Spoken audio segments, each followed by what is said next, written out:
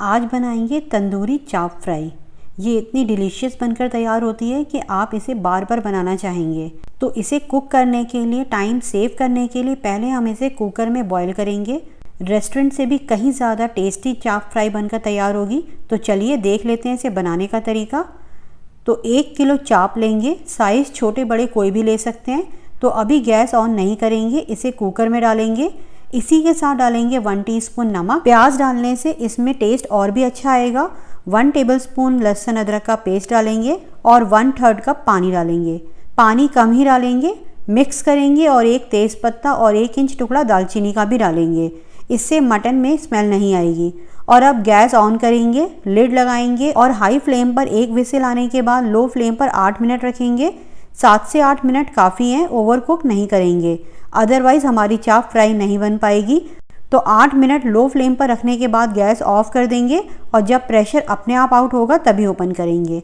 तो pressure out हो गया, ओपन करते हैं। मटन 80% तक कुक हो चुका है, हमें इतना ही चाहिए। तो अभी काफ़ी पानी है, इसे हाई फ्लेम पर ड्राई कर लेंगे। अगर आपके मटन में बहुत ज़्यादा पानी हो और लगे कि चाप भी पक गई है या कहीं ओवर कुक ज़्यादा ना हो जाए तो चाप को बाहर निकाल लें, थोड़ा सा पानी ड्राई कर लें, फिर चाप डालकर मिक्स कर लें।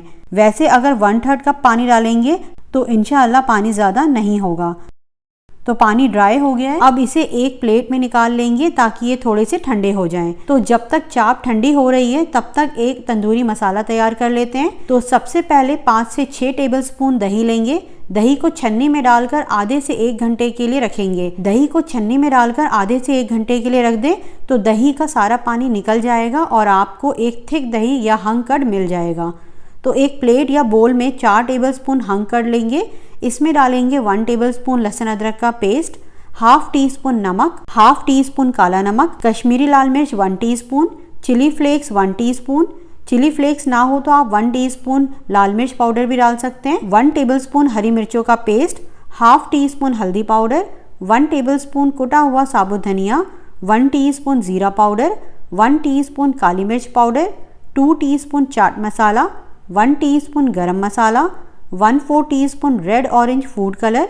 अगर ना हो तो स्किप कर दें।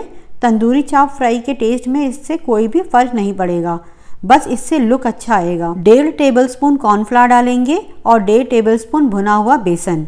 तो भुने हुए बेसन की जगह भुने हुए चने का आटा भी यूज़ कर सकते हैं। 1 टेबलस्पून नींबू का रस डालेंगे और 1 टेबलस्पून कसूरी मेथी। मिक्स करेंगे अच्छे से और ज़रूरत हो मसाला ज़्यादा थिक लगे तो इसमें आधा टेबलस्पून या रिक्वायरमेंट के हिसाब से 1 टेबलस्पून तक पानी भी डाल सकते हैं। तो मैं यहाँ 1 टेबलस्पून तक पानी डाल रही हूँ। पानी डालने के बाद भी मसाला थिक है, चाप पर इजीली कोट हो जाएगा।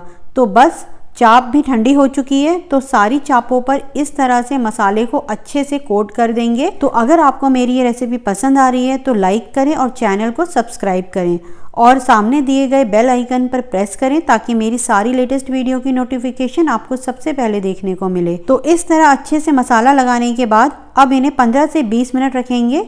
वैसे टाइम ना हो तो डायरेक्ट भी बना सकते हैं। इस टाइम आप इसमें एक कोयले का स्मोक भी दे सकते हैं, इससे इसका टेस्ट और भी बढ़ जाएगा।